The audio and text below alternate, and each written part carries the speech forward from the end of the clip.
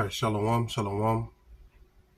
Before I get started, I want to start off by giving all honor and glory to Yahweh, Bahashem, Yahweh Shai, Bahashem, Harakah Kwadash, Laiwanam Yum.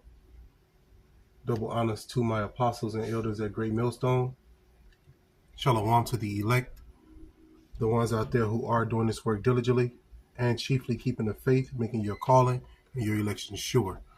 Let's get right into it. Are you a trader? You need trading capital, and our funded trader program is for you. Get fun.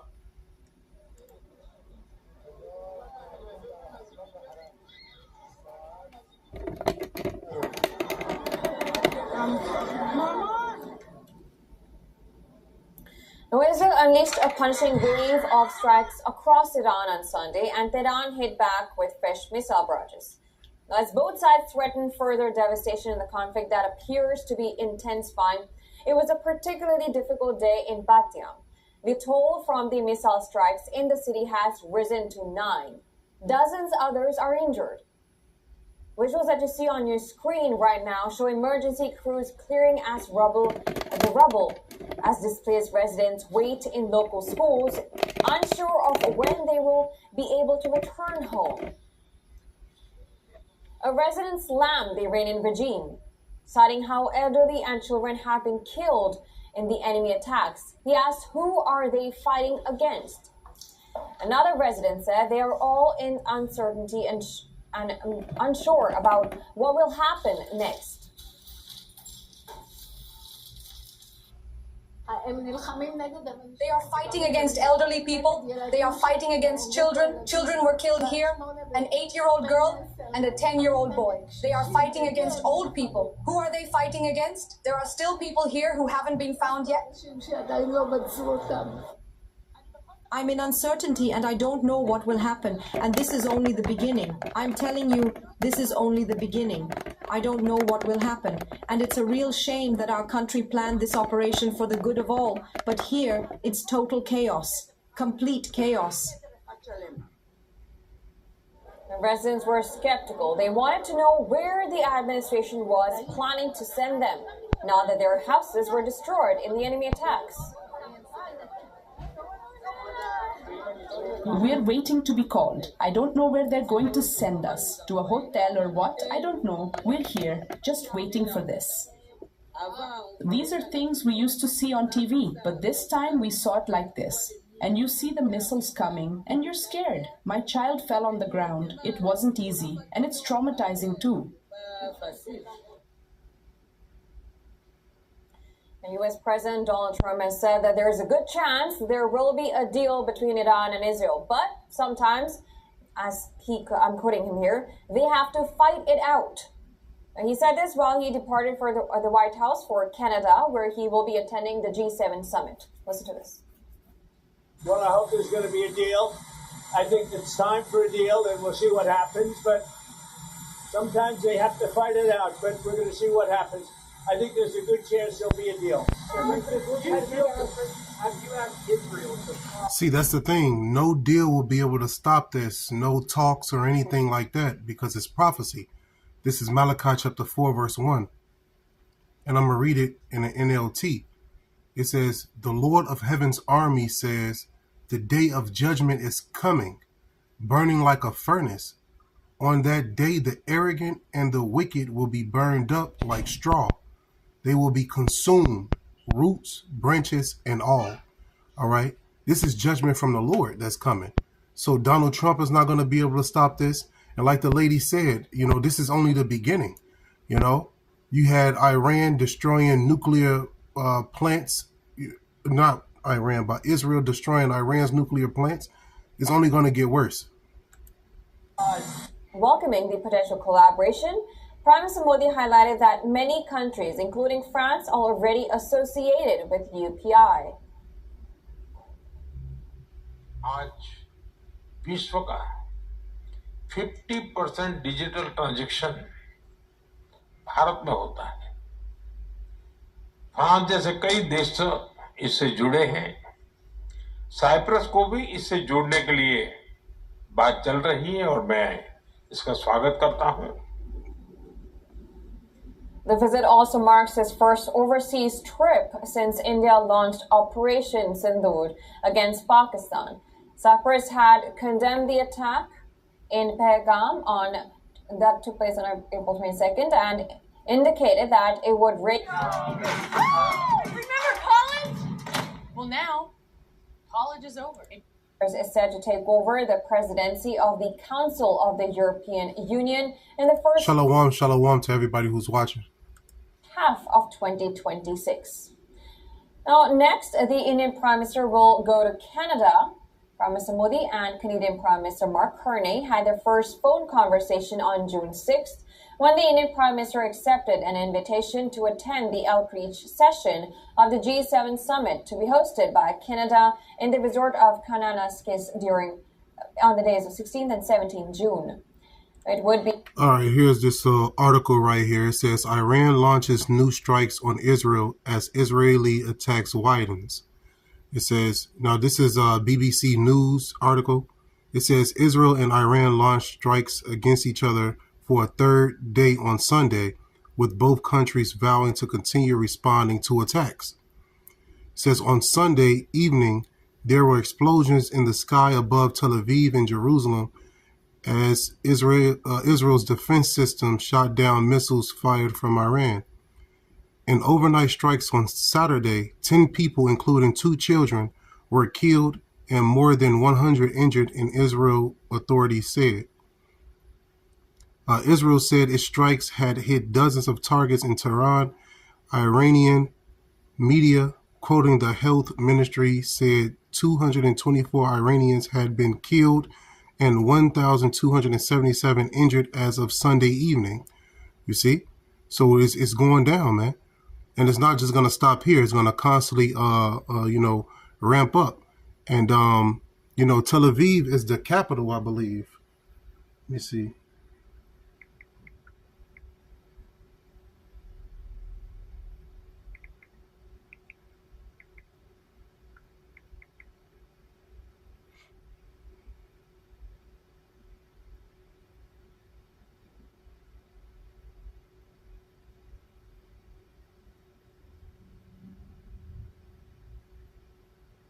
So as you can see right here, it says, yes, Tel Aviv briefly served as the capital of Israel. It was declared the capital upon Israel's Declaration of Independence in 1948, and it officially remained the capital until 1950. You see? So, they're targeting specific areas. Both of these countries, they're targeting specific places, and just to bring forth, that panic, that terror. Be a tier. Sarkozy is currently appealing the conviction at the European Court of Human Rights. Now watch this. It says, while Tel Aviv did not remain the capital long term, it still holds significant importance as Israel's main port, business, communications, and cultural center. You see? It says many government ministries and foreign embassies are still located there, even though Jerusalem is officially recognized as the capital. All right. So like it said earlier in the paragraph, Tel Aviv was the capital from 1948 to 1950 before it was switched to Jerusalem. But the point is, it still remains Israel's main port and place for business and communications. You see? So that's why Iran attacked Tel Aviv. Let's continue on. Our French president is also on trial in a separate case, accused of accepting illegal campaign funding from the late Libyan dictator Gaddafi for his 2007 presidential bid. Now, a verdict in that case is expected in September. Sarkozy denies the charges, but prosecutors have requested a 7-year prison sentence. Now, Sarkozy is now the second French head of state to lose the country's biggest honor. The first was Philippe Pétain, leader of the Vichy regime, convicted of treason after World War II.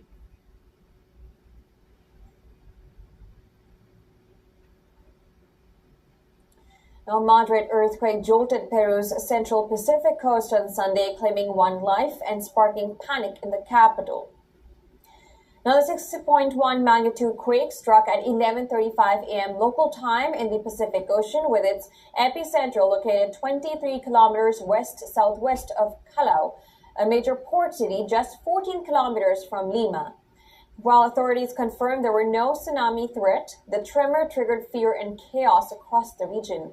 A major football match in Lima was abruptly suspended, and a mass being held at the capital's cathedral, officiated by Archbishop Carlos Castillo, was halted as worshippers fled in alarm. Those who are at the beach can calmly spend the day there. There is no tsunami, and if you want to leave, please do so calmly. But the alert is that there is no tsunami on the Lima coast. Peru, perched along the volatile ring of fire, is no stranger to seismic activity. The country registers at least 100 detectable quakes every year. Now, the fresh tremor, though moderate, is a stark reminder of Peru's seismic vulnerability. In 2021, a 7.5 magnitude earthquake struck the Amazon region, injuring 12 people and destroying over 70 homes. That was the deadliest in recent memory that remains the 1970 Ancash quake, which claimed an estimated 67,000 lives. Now, this was after aftershocks rippled through the region and emergency services remain on alert. Peruvians are once again reminded of nature's unpredictable power.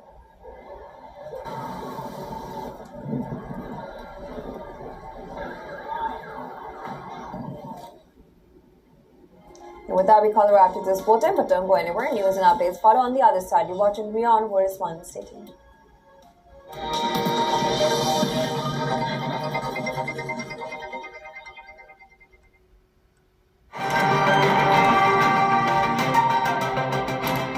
Ready to dive into your daily dose of...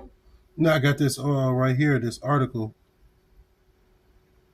goes into how Israel bombards Tehran, setting oil facilities ablaze. Right here, as you can see, right, it's going back and forth. Right now, this article here is by the New York Times. It says Israel bombards Tehran, setting oil facilities ablaze. Israel also attacked Iran's defense ministry headquarters, while Iran fired missiles at Israel, in the most direct and prolonged attacks between the rivals ever. So things are ramping up, right? You can see the oil fire, and this actually affects the stock market, the forex currencies, everything, The price of oil is skyrocketing. It says, here's the latest. The sky over Tehran was engulfed in smoke and flame on Sunday after the city's main gas depot was struck during Israel's latest wave of attacks on Iran. The two countries launched renewed waves of attacks on each other late on Saturday, as leaders of both countries vowed to intensify their assault despite international pleas for de-escalation. You see, it says President Trump said Washington would respond with overwhelming force if Iran responds to the Israeli attacks by attacking the United States in any way, shape, or form. All right, and you see the United States, they're barking right now. They actually helped Israel shoot down invading missiles from Iran. So they're already a part of this war, And like I said in the last video, this is going to cause Russia to step up too as well to fight against America. It says American officials have worried the escalation could lead Iran or its allies to retaliate against U.S. military bases in the region. You see, Iran and its allies. Who are the allies of Iran? Right, let's look it up.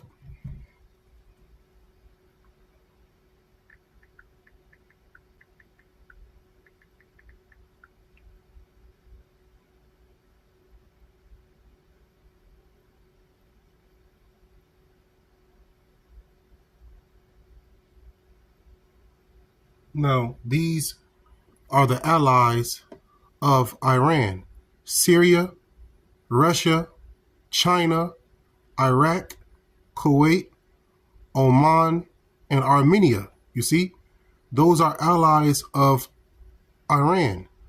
Let's look at Russia and China. It says Iran maintains a strategic relationship with Russia, including military cooperation, particularly evident in the context of the Syrian civil war and more recently in the transfer of Iranian drones to Russia. You see? Let's look at China. It says Iran has pursued closer relationships with China, or closer relations with China, including a comprehensive strategic partnership. China is a major trade partner and importer of Iranian oil despite sanctions. You see? So you think Israel attacking the oil of Iran was by mistake? No, it wasn't. It wasn't a coincidence, right? This is a strategic war that's taking place between both sides. And it's starting with the least of the flock. And the least of the flock are these, these small hats, man. Okay? Causing war with people. And like the scripture says, the least of the flock shall draw them out. So if China is a major trade partner and importer of Iranian oil, right, then that means that, Israel is striking the oil to cut off resources to China, to cut off resources to Russia. They're all trade partners, man. Okay, and you think the BRICS are not going to retaliate? Of course they're going to retaliate. Of course they're going to retaliate. 390 have been wounded in Israel. Stay tuned, we're going to get you more and of course have a guest to get into the details. But first, take a look at the headlines.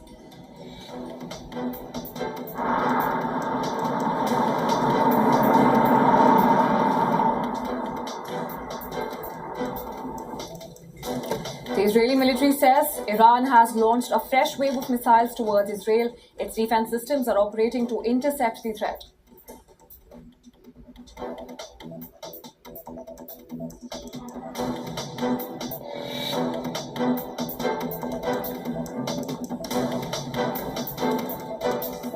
Israel unleashes new wave of strikes against Iran, hitting targets across cities, including a foreign ministry building in Tehran. Iran's health ministry reports at least 224 people killed and more than 1,200 wounded in Israeli attacks since Friday.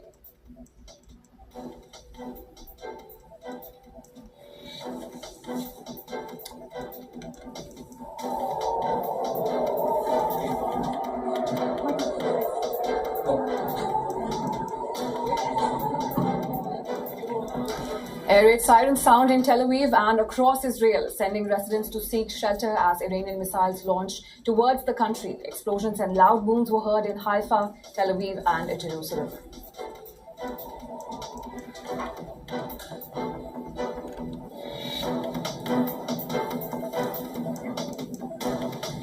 The Israeli military says it is striking surface-to-surface missile sites across Iran.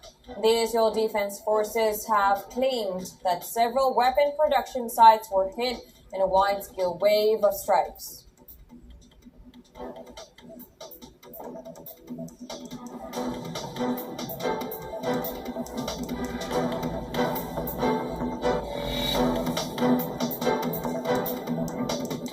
Israel's emergency services say more than 10 people were wounded across the country in Iranian airstrikes. 14 people have been killed and nearly 300 injured so far.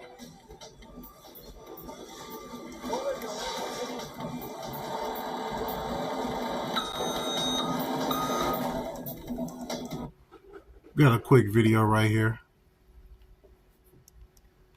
Was fired from Iran as tension in the region escalates.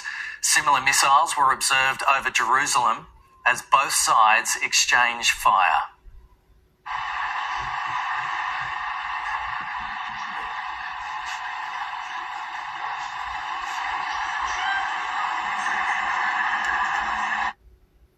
So that's just happened in the last couple of hours or so. These pictures are coming in from the Israeli emergency services in Haifa, where fires have broken out following the latest barrage. Reports are that 2 people have been injured.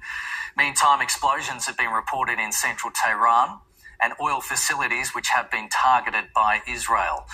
A US-based human rights group says hundreds of people have been killed in the latest round of fighting Israel Prime Minister Benjamin Netanyahu says Iran will pay a heavy price for civilian deaths.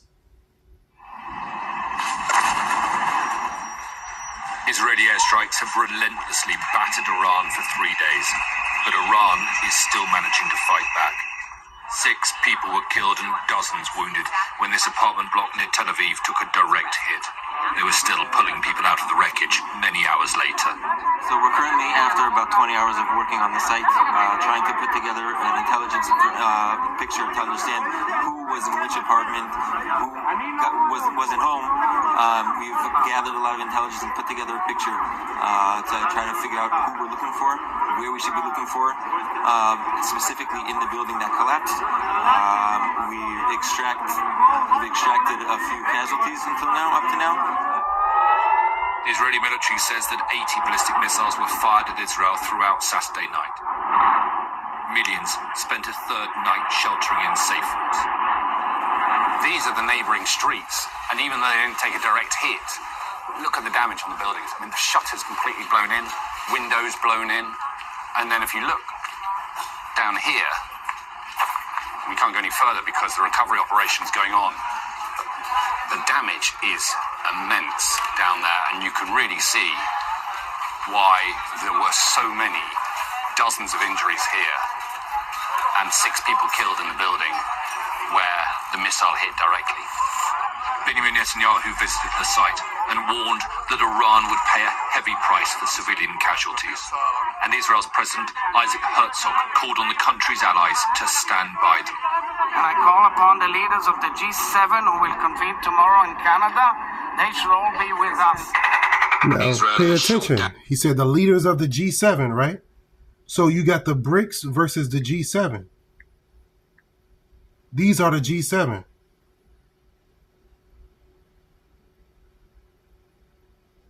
These are the G7. The G7, or a group of 7, consists of 7 of the world's largest advanced economies: Canada, France, Germany, Italy, Japan, the United Kingdom, and the United States. So these countries, the G7, are going against the BRICS, which are these countries. Hold on.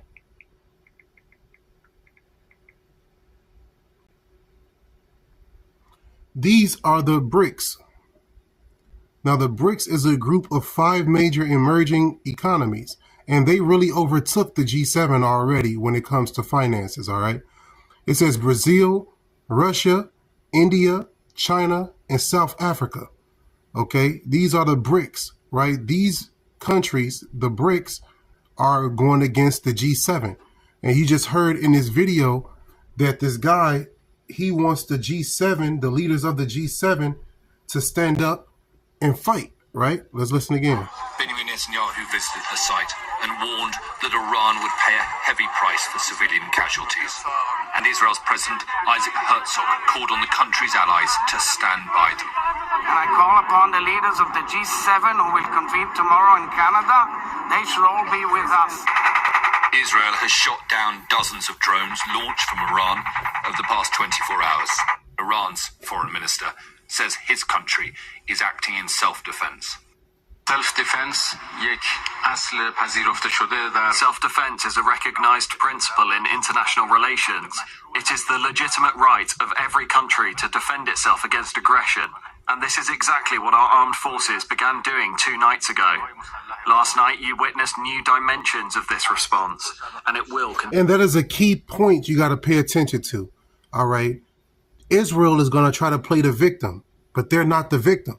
They're actually the bully, all right? And Iran is just defending itself. Just like the guy said here, right? Their leader said here. They're just defending themselves, man, okay?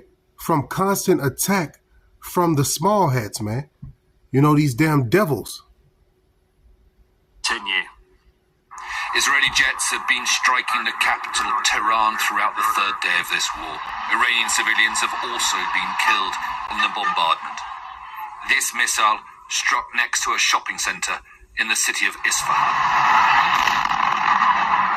And the operation has been expanded. A refueling plane was hit far in the east of the country. Oil depots and gas refineries have also been struck.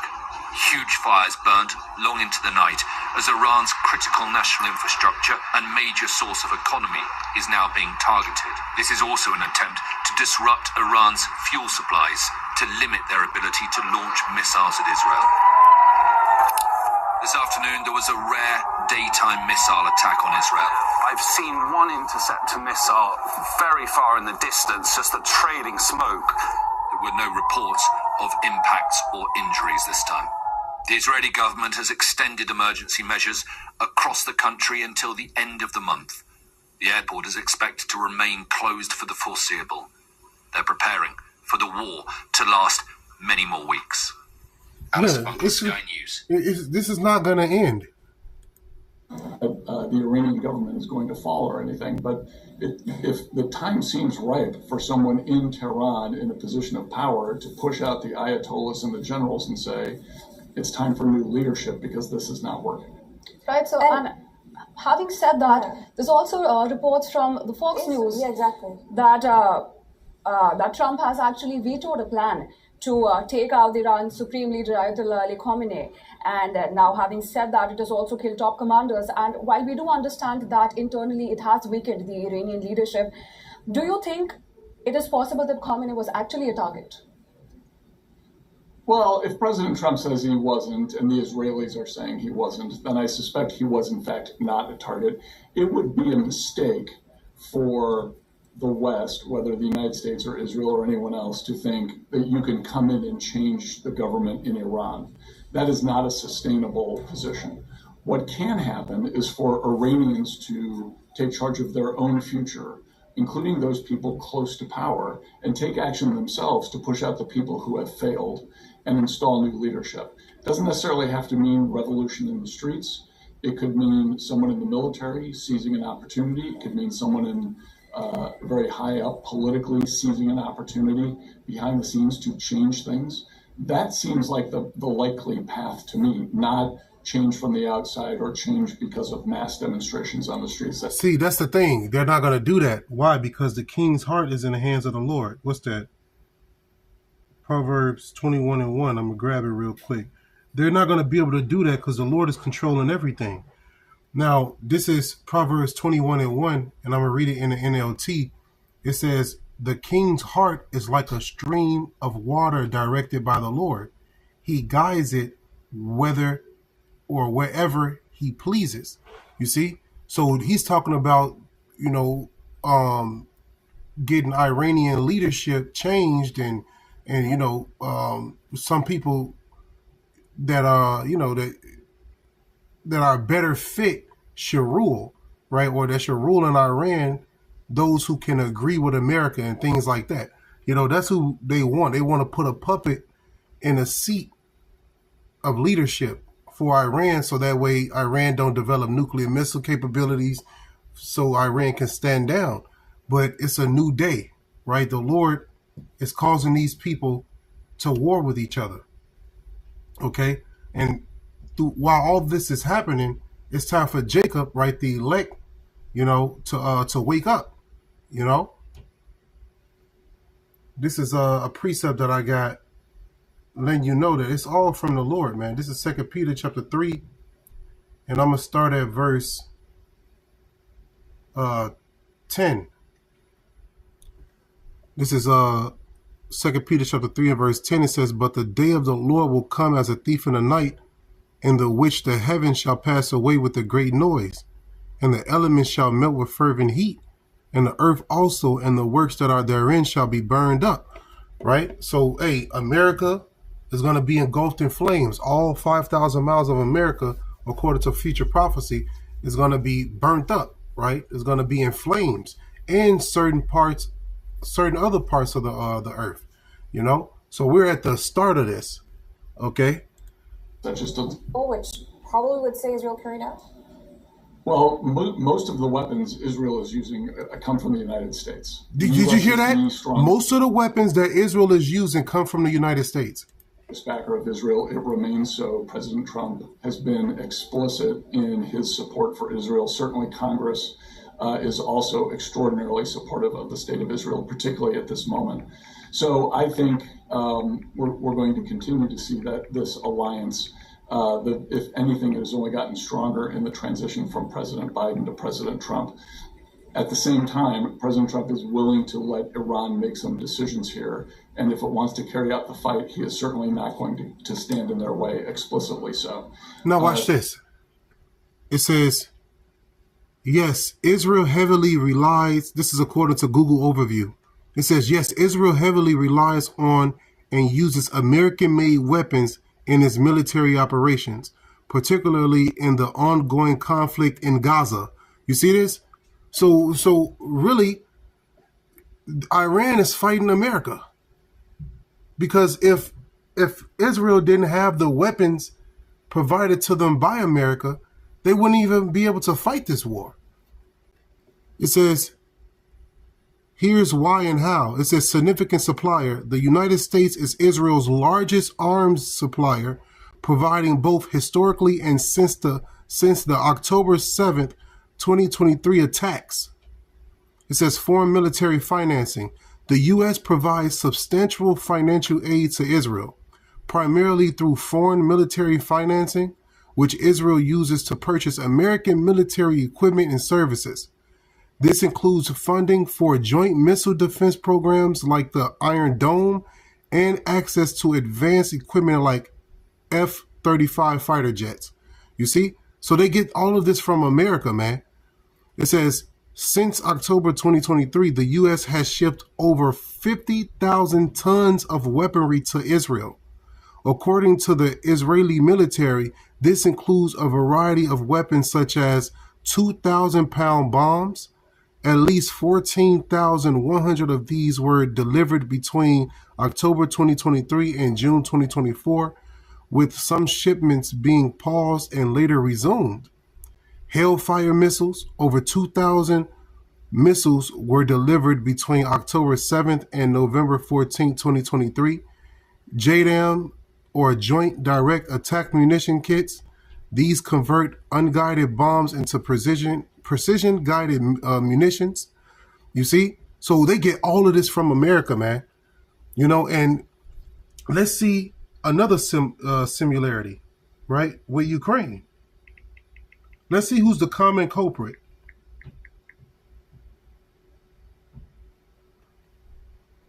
Now watch this. It says, yes, Ukraine is using American weapons. You can't make this up, man. So who's really doing the fighting here? Slovakia.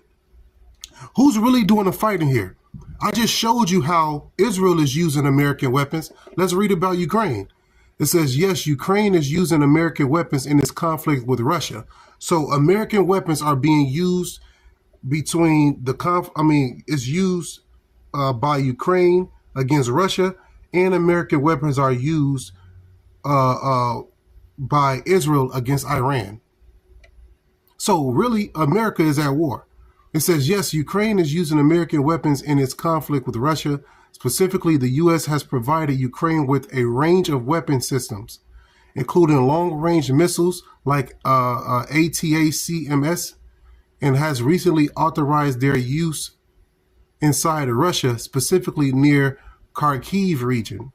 Additionally, Ukraine utilizes other U.S.-supplied weapons like HIMARS, or high-mobility artillery, rocket systems, and various anti-armor systems. You see? So guess who supplies the weapons for both sides? America do. So Putin is fighting against who? America.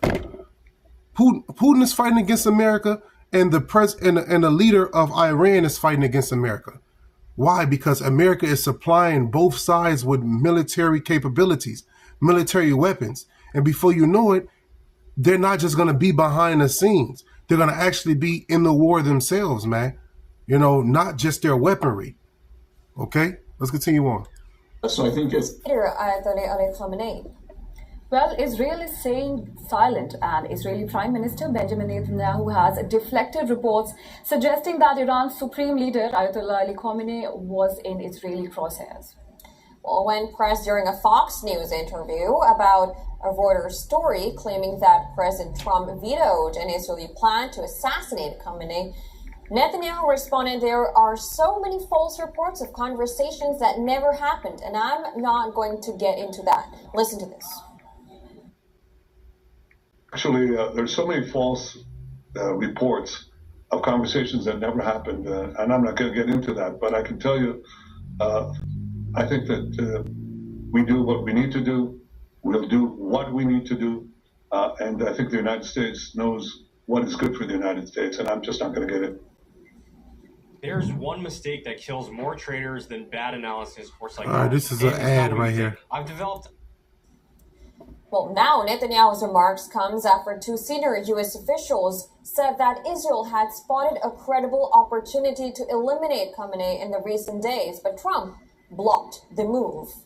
Now it remains unclear whether Trump communicated the veto directly. Although he has been in frequent contact with Netanyahu, Trump continues to advocate for resumption and even suggested a U.S. broker deal between Israel and Iran that could... Now watch this. Look what I looked up. I said, what did Putin say?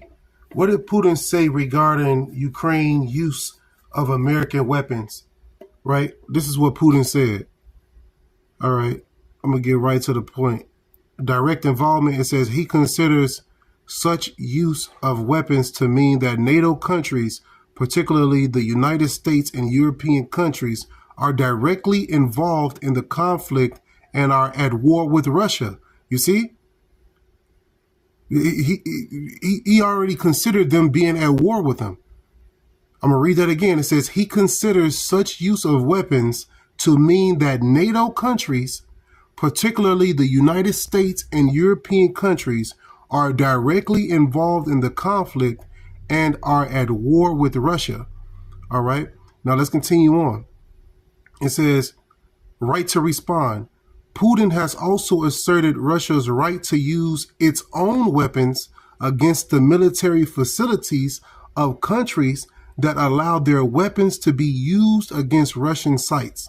He has even warned that Moscow could provide long-range weapons to others to strike Western targets if NATO allies allow Ukraine to use their arms to attack Russian territory.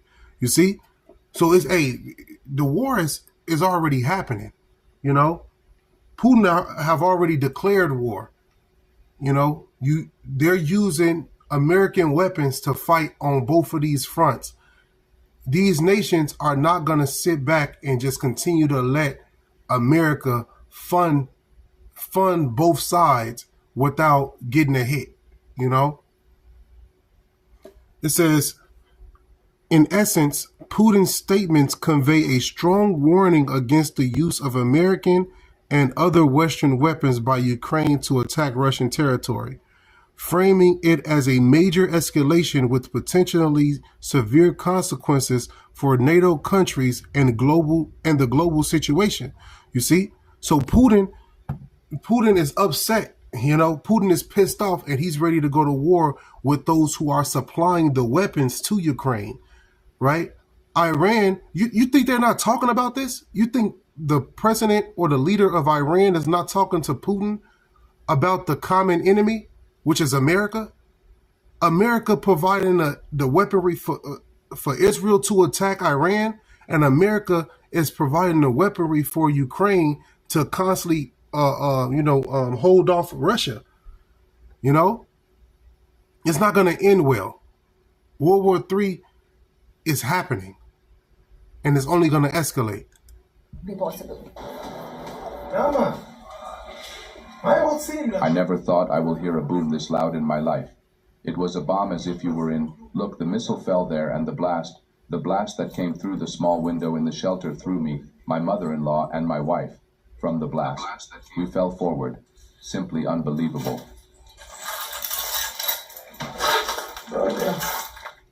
In residential areas in several cities, Rishon LeZion, Ramat Gan, Tamra, Rehovot, and even parts of the capital Tel Aviv, the scars are similar. Homes destroyed, cars incinerated, a stark reminder of the indiscriminate nature of these attacks. Official reports say 14 people have been killed in Israel, with the highest of 6 in Bat Yam. Close to 200 are wounded. A surprisingly low number compared to the kind of damage visible, and far lower than Iran's claims of 128 killed in Israel strikes on its territory. Prime Minister Benjamin Netanyahu, who is among several Israeli leaders who have visited Bat Yam, cites the horror as a justification for Israel's offensive in Iran. We are here because we are in an existential war that is now understandable to all citizens of Israel. Think about what would happen if Iran had nuclear weapons to land on Israeli cities. Think about what would happen if Iran had 20,000 such missiles, not one. 20,000 of them in an existential threat to Israel.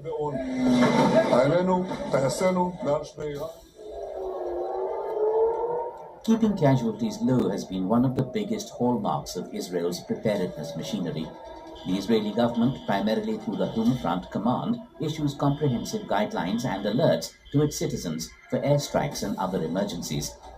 A sophisticated multi-layered alert system works via sirens, radio and TV broadcasts, and more. Shelters, and they got this technology parking from America, man. They got this technology from America. Now, more added to this point, here's an article here, all right, France 24. It says, Putin says Moscow has a right to hit states whose weapons Ukraine uses to strike Russia.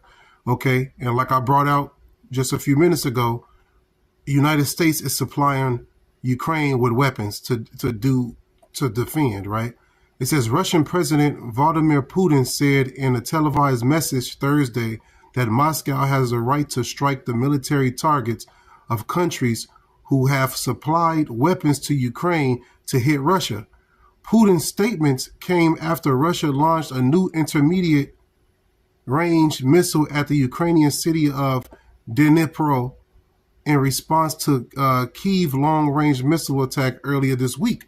Okay, so you see that what Putin is saying, and you think Iran leader is not saying the same thing? Okay. Emergency drills and protocols are all closely adhered to. These precautions are actively being reinforced and updated. Be very careful for your lives. That's how you save yourselves, and that's how you also help us defeat these barbarians in Tehran. They will pay a very heavy price for murdering children and women and innocent civilians.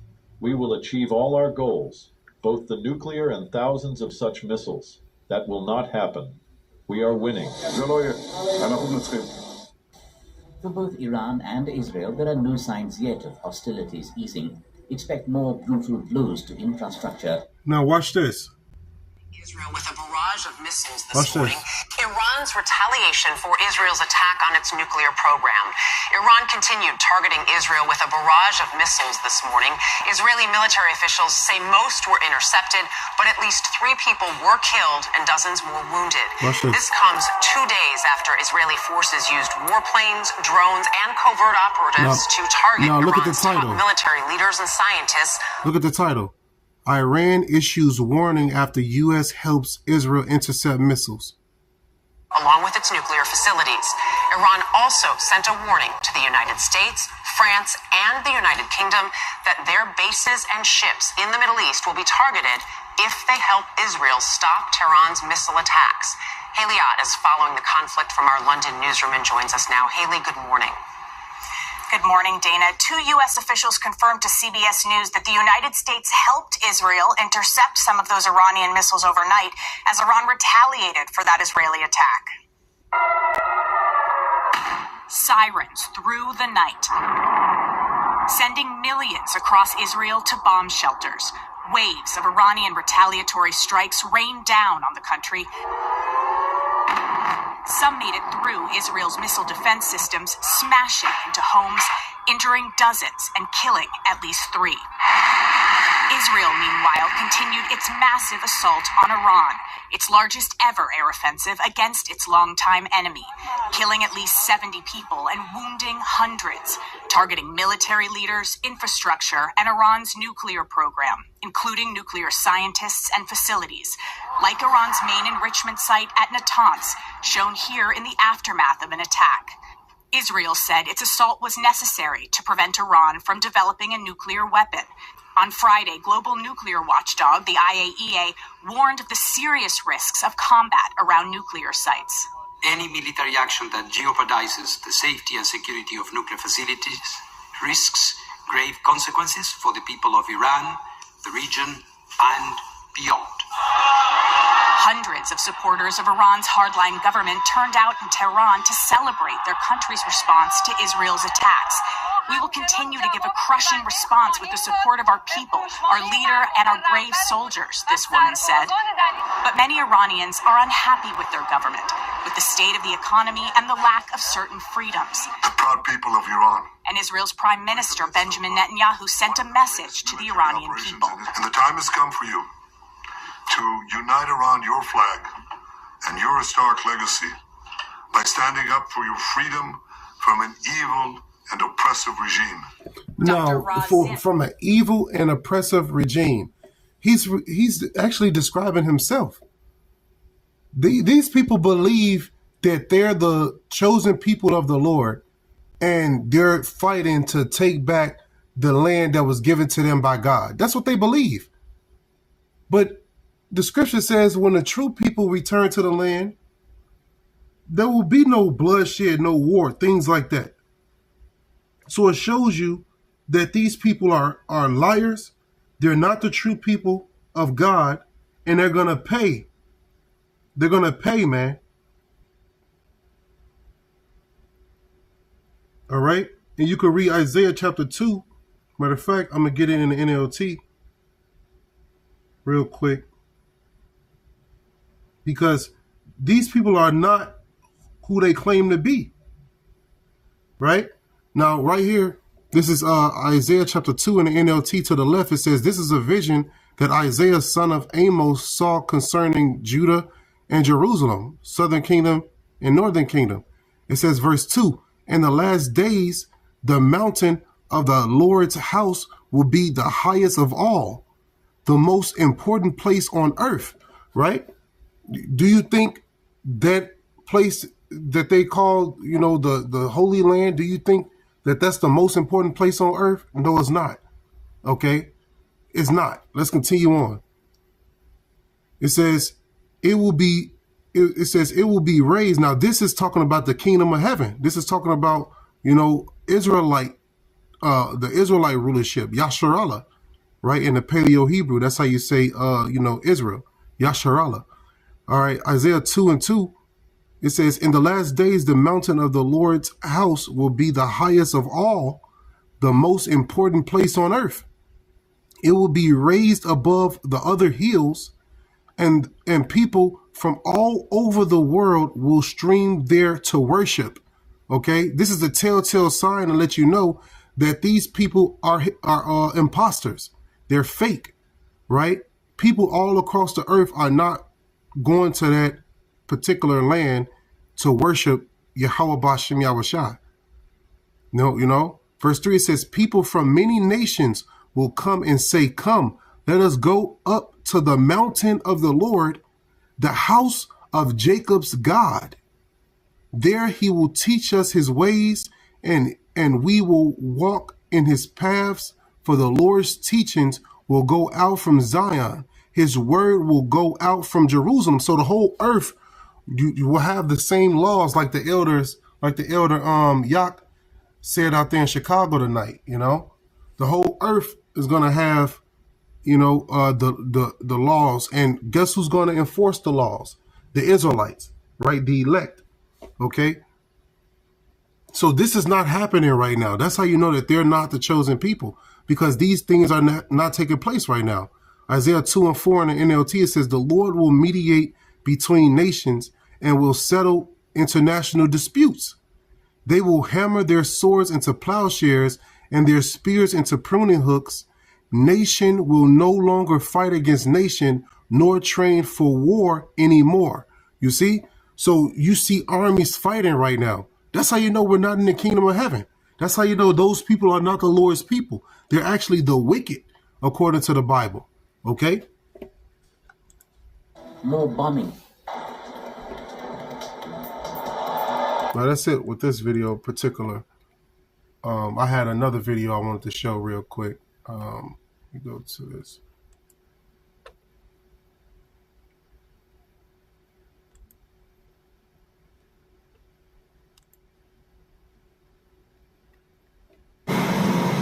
What's an ad? Salakia.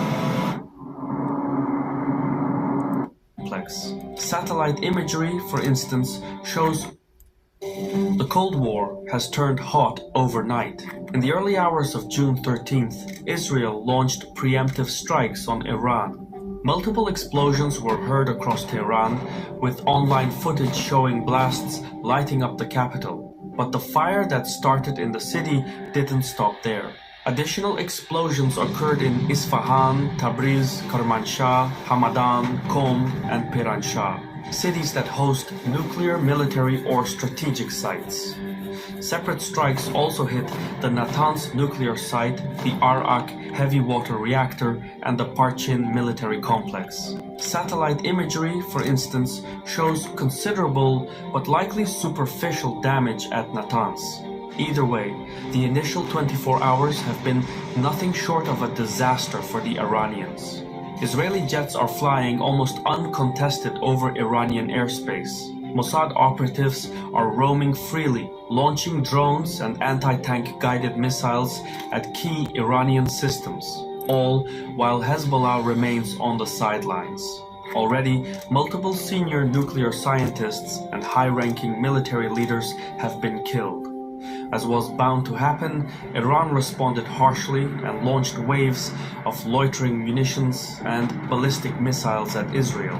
Most of these were intercepted in the air, but some made it through. Tel Aviv was hit multiple times, and significant damage has been reported at Israel's Central Military Command Center. What we're seeing is unlike anything the region has witnessed before. The firepower unleashed makes Hezbollah and Hamas rockets look like toys by comparison. Meanwhile, Netanyahu has urged Israeli citizens to prepare for a prolonged conflict. And so it begins. When sirens replace speeches, war is no longer coming. It has arrived.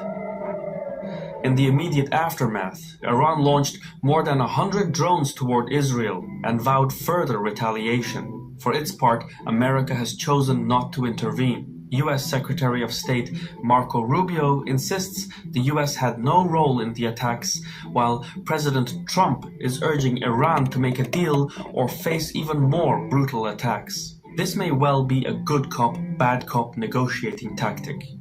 Around 260 media outlets reported on this story, most of them right-leaning. This is also how governments negotiate when they try to talk without saying things directly. They employ the media. But even so, reaching a deal now will be difficult. Among the casualties is Ali Shamkhani, a close confidant of the supreme leader and Iran's chief nuclear negotiator. So there's a lot to piece together when it comes to understanding what's coming next. I use ground news to connect the dots because it allows me to check out local and regional sources. I truly believe that is the best way to understand this tricky region. I can't stress enough how important this is, which is why I asked Ground News to sponsor this video. I mainly browse the Blind Spot page, where they share lots of interesting stories that other news outlets often miss. To paves the way. The initial strikes appear to have on Iran is still unknown. The initial strikes appear to have targeted radars, air defenses, aircraft, and control towers, which paves the way for follow-up attacks on secondary sites. Israel's attention will now turn to the secondary targets of strategic and economic nature, such as ports, refineries, and missile factories. The Israeli military said as much when it described the operation as the first stage, signaling that more attacks could follow in the next few days, if not weeks. But even if Israel's next wave of attacks is tactically successful, dismantling Iran's nuclear program entirely would require direct American involvement. Without US involvement, Israel can't do it.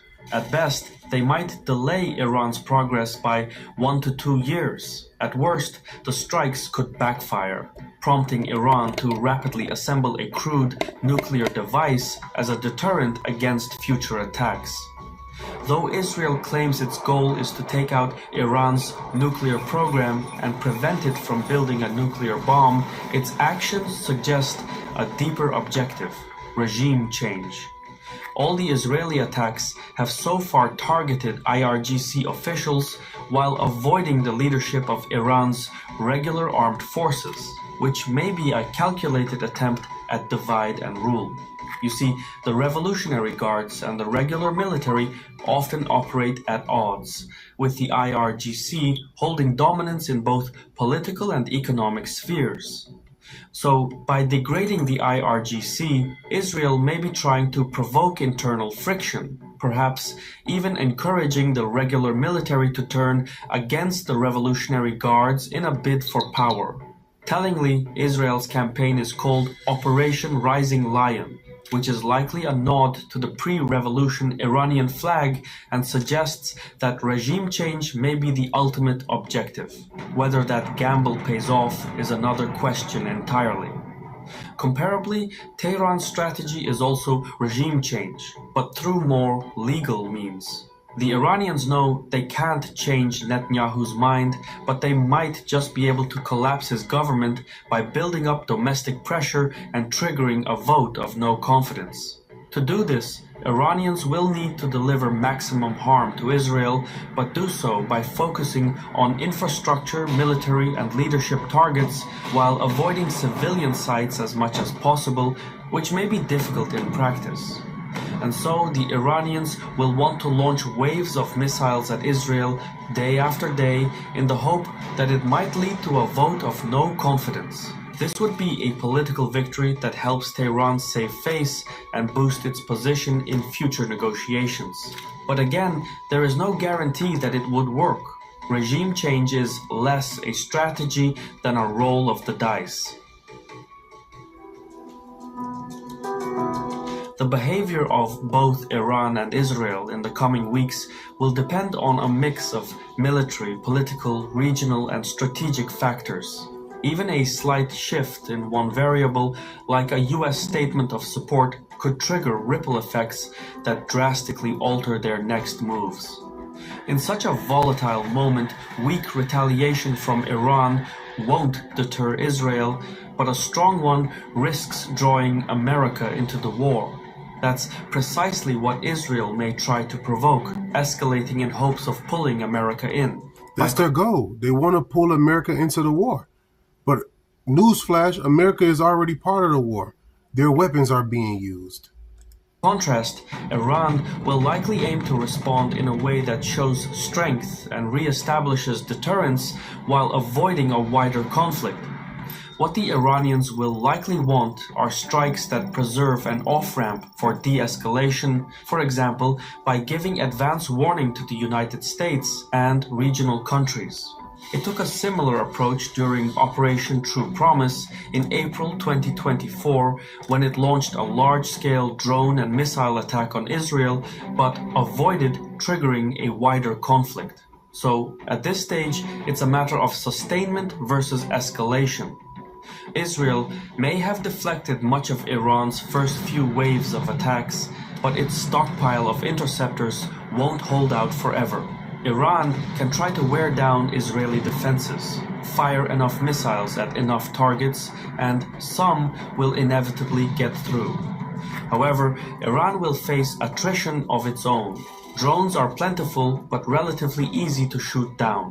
Ballistic missiles are far more destructive and harder to intercept, but they're not easily replaced. Iran is believed to have an arsenal of around 3,000 ballistic missiles. While not all have the range to reach Israel, That's just their stockpile. Russia is going to give bombs to Iran.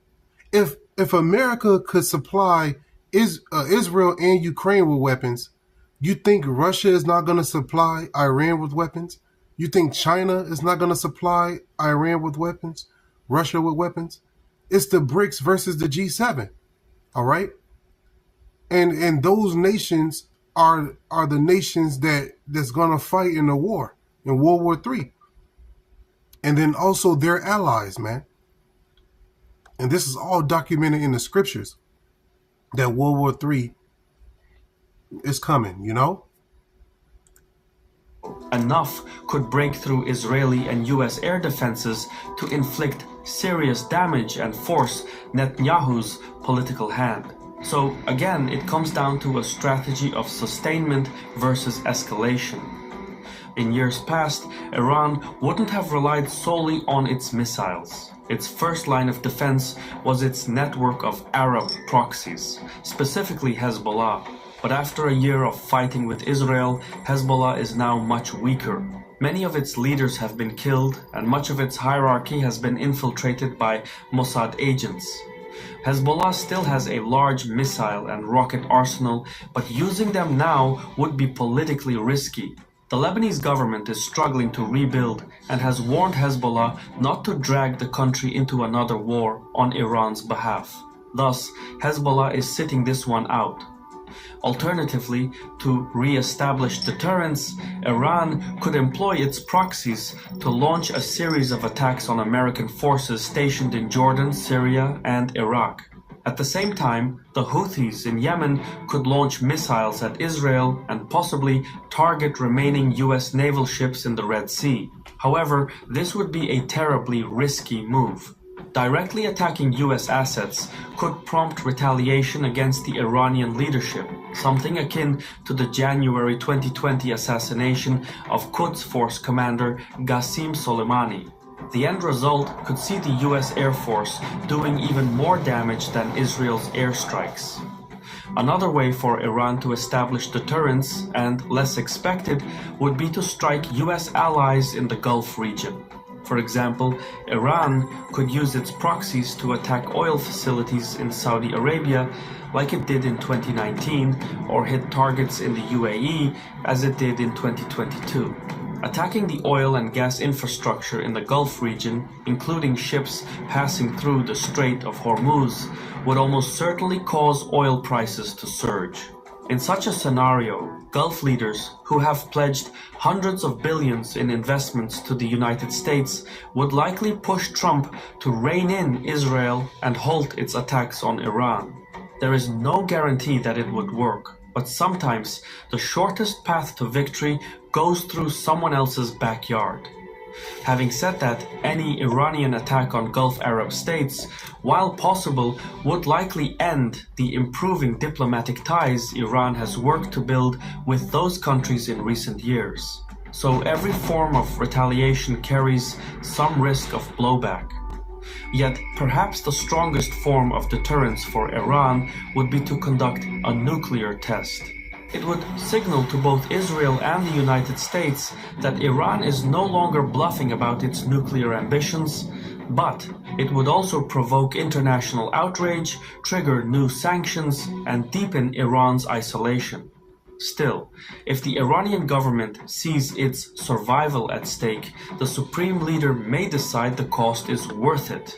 A nuclear test would force the Israelis and Americans to weigh the risk of turning a conventional conflict into a nuclear one. At the very least, Tehran may opt for a non-kinetic response, one that signals nuclear intent but keeps it ambiguous enough to avoid immediate escalation. Iranian officials have long warned they would leave the Non-Proliferation Treaty if their nuclear program came under military attack. That moment may now be near. Overall, the course of both Israeli and Iranian actions in the coming weeks will depend on the scale and intensity of what each side does next. The longer the attacks continue and the more damage they inflict, the smaller the window for de-escalation. With every strike and counterstrike, controlling what comes next grows more difficult because despite best efforts, precision strikes rarely end with precision outcomes. All right. Now, that was the end of that video right there. I'm going to get this last precept and then I'm going to wrap it up. You know, the Lord is not playing, man. All right. This place gotta burn, because this is what it says. Hosea chapter 4 and verse 1 I can start with. Now, this is a precept that was really aimed at the wicked ass Israelites, but we can also use this precept too as well to show how there's no mercy, there's no truth or knowledge of the Lord in the land. So, you know, this pissed the Lord off, and his judgment is fire. This is Hosea 4 and 1. It says, "Hear the word of the Lord, ye children of Israel, for the Lord have a controversy with the inhabitants of the land, because there is no truth, nor mercy, nor knowledge of God in the land." Verse 2, "By swearing and lying and killing and stealing and committing adultery, they break out, and blood toucheth blood." Verse 3, "Therefore shall the land mourn, and every one that dwelleth therein shall languish with the beasts of the field and with the fowls of heaven. Yea, the fishes of the sea also shall be taken away." Okay, so that fire, man, that fire is going to be hot. And the Lord is going to, judge nations with that fire. You know, he flooded the earth because of wickedness. But then he made a promise that he will not flood the earth again with water. This time he's coming back with fire, right? Fire and water, they're cleansing agents, okay? The Lord put the rainbow in the sky to let us know, that he will no longer flood the earth with water. But he's coming back with fire, man. All right, this is the book of Isaiah, chapter 63 and verse 4, okay? It says, "For the day of vengeance is in mine heart, and the year of my redeem is come." All right, so the Lord is coming back to do two things. He's coming back to enact vengeance, right, upon all of his enemies, and he's coming to deliver his elect from the impending doom, right, from that destruction. Okay, so hopefully this was edifying. All right, we got Tel Aviv on fire. We got Iran, Israel constantly going back and forth. We got Ukraine and Russia going back and forth. You know, America is being sneaky, giving both sides, giving Israel weapons, giving Ukraine weapons, combating Russia, combating Iran. Before you know it, man, America will be actually in this war. Troops will have boots on the ground. China, their troops are going to have boots on the ground. Okay, it's going to be all out war. And this war is taking place, right, because the kingdom of heaven is coming. Okay, they're fighting for the power seat. That's what it says in Psalm chapter 2. Why do the heathen rage? Why do the heathen imagine a vain thing? Right? China think they got next. Russia think they got next. All these nations fighting for who's going to rule the earth next. But the Lord is going to upset them. All right, he's gonna shock them when he returns with the millions upon millions of angels and take over this place from both the Edomites, from the Moabites, from all these nations, man. All right, the kingdom of heaven is coming. That's why these nations are fighting. So once again, hopefully this was edifying. I'm going to end it by giving all honor and glory to Yahweh, Bahashem, Yahweh Bahashem, Harakah, Chadash, Laiwalam Yam. Double honors once again to my apostles and elders at Great Millstone. Shalom once again to the elect. Don't let your sins weigh you down. Don't let your iniquities lift up themselves. That's what they want to do. It's our job to repent and keep it moving through the spirit and power of Yahweh Bashem Yahushai. Shalom Yashra. On to the next one.